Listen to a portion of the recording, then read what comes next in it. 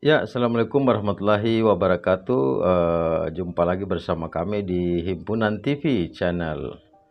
Eh, Pasir laut kita itu sungguh spesial ya, pasir laut di area Nusantara atau Indonesia.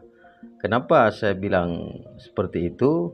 Karena eh, area Kepulauan Nusantara itu sampai di Filipina itu banyak gunung api yang aktif, bahkan gunung api purba gitu. Jadi muntahan-muntahan atau pecahan dari atau produksi dari gunung api itu tentu banyak mengeluarkan mineral-mineralnya yang itu dimuntahkan di daratan maupun di lautan. Ada juga yang di darat itu melalui sungai-sungai, pasirnya, aliran sungai, airnya itu masuk ke laut gitu. Dan kalau kalau kita lihat juga bahwa hingga hari ini eh, daerah Nusantara atau Indonesia, Malaysia, Filipina, Sulawesi, Kalimantan, Sumatera, Jawa itu banyak gunung api di bawah laut gitu. Atau di Papua sana juga, di Maluku gitu. Jadi eh, antara pasir sungai darat dan muara sungai serta laut itu dia sangat berhubungan gitu. Jadi kalau kita ketahui juga bahwa pasir laut itu sebagian besar itu ada yang mengandung silika gitu. Seperti di Kalimantan atau Sumatera gitu kan. Itu. Jadi silika itu mineral yang saat ini itu cukup dihargai, bukan hanya sekedar pasir biasa. Karena pasir silika itu digunakan untuk teknologi seperti di dalam komponen handphone, komputer atau beberapa peralatan teknologi yang sangat canggih hari ini gitu. Nah, bagaimana dengan ekspor pasir Indonesia? Nah, kalau pasir Indonesia itu hanya dihargai sebagai galian C, tentu ini sangat merugikan buat Indonesia sendiri. Karena kita ketahui bahwa pasir di sungai maupun di laut Indonesia itu banyak mengandung mineral. Selain silika, ada juga mengandung emas, ada juga mengandung tanah jarang atau rare earth mineral, ada juga mengandung besi, tembaga, dan lain-lainnya. Jadi harus kita ketahui bersama bahwa ini adalah area gunung api, ring of fire.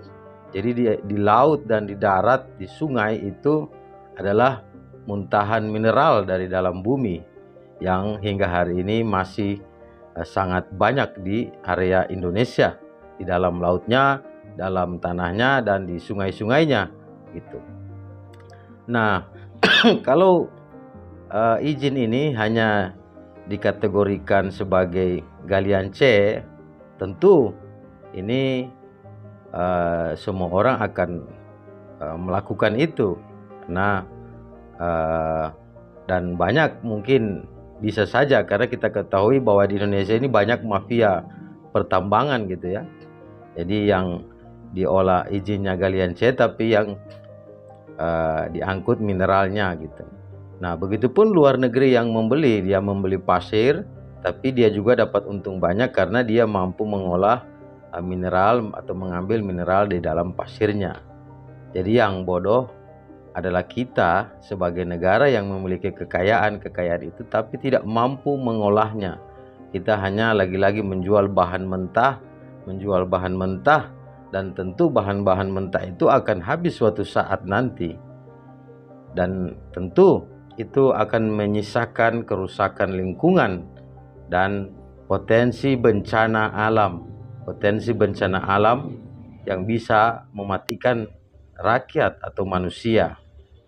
Jadi lagi-lagi eksploitasi alam yang berlebihan, baik itu di laut maupun di darat, itu tentu akan melahirkan efek samping yang itu cepat atau lambat akan mengakibatkan kerusakan lingkungan yang membawa bencana alam dan kematian serta kehancuran bagi manusia. Lagi-lagi kita mengeksploitasi alam tapi harus terukur, harus dengan tata cara eko atau dengan cara ramah lingkungan. Nah, tapi lagi-lagi kapitalisme itu tentu memburu atau kekayaan atau keserakahan hasrat terhadap harta dan kuasa gitu. Alam lagi-lagi menjadi korban atas nama negara dan rakyat. Alam dieksploitasi. Tapi ya begitulah, kita sebagai rakyat biasa tentu tidak berdaya. Hanya alam juga yang akan menjadi hakim yang seadil-adilnya di Indonesia hari ini. Oke teman-teman, sekian dulu kita mau membahasnya, Anda menafsirkannya. Assalamualaikum warahmatullahi wabarakatuh.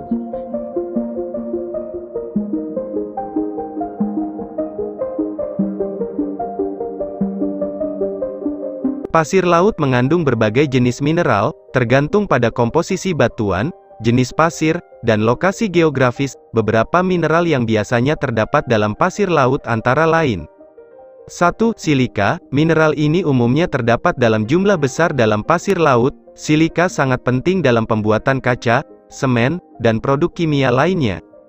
2. Kalsium karbonat. Ini adalah mineral yang umum ditemukan dalam pasir laut, terutama pada pantai-pantai yang terbentuk dari kerang atau karang mati. Kalsium karbonat juga merupakan bahan dasar pembuatan kapur, gamping, dan bahan bangunan lainnya. 3. Magnesium. Mineral ini ditemukan dalam jumlah kecil dalam pasir laut. Magnesium digunakan dalam pembuatan bahan kimia, logam paduan, dan produk makanan dan minuman. 4. Besi. Mineral ini juga ditemukan dalam jumlah kecil dalam pasir laut. Besi digunakan dalam pembuatan baja, besi cor, dan produk elektronik. 5. Aluminium. Mineral ini ditemukan dalam jumlah kecil dalam pasir laut. Aluminium digunakan dalam pembuatan kemasan makanan dan minuman, peralatan rumah tangga, dan produk otomotif. 6. Titanium. Mineral ini ditemukan dalam jumlah kecil dalam pasir laut. Titanium digunakan dalam pembuatan logam paduan, pigmen, dan bahan bangunan. 7. Natrium. Mineral ini ditemukan dalam jumlah besar dalam pasir laut. Natrium digunakan dalam pembuatan garam, soda kue, dan produk makanan dan minuman. 8. Kalium. Mineral ini ditemukan dalam jumlah kecil dalam pasir laut. Kalium digunakan dalam pembuatan pupuk, bahan kertas, dan obat-obatan. 9. Mangan. Mineral ini ditemukan dalam jumlah kecil dalam pasir laut. Mangan digunakan dalam pembuatan baja, baterai, dan produk kimia. 10. Tembaga. Mineral ini ditemukan dalam jumlah kecil dalam pasir laut. Tembaga digunakan dalam pembuatan kabel listrik, logam paduan, dan produk elektronik.